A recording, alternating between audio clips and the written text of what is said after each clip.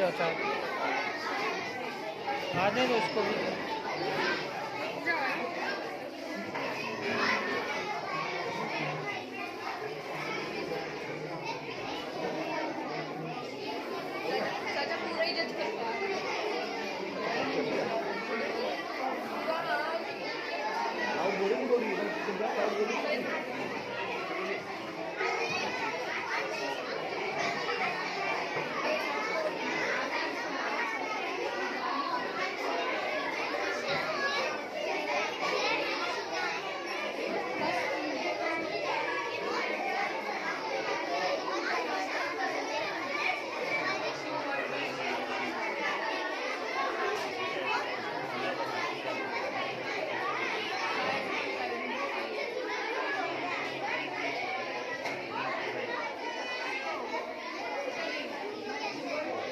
तू कहाँ पे अचार?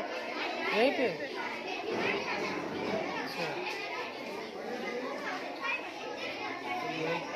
सुनाएगी?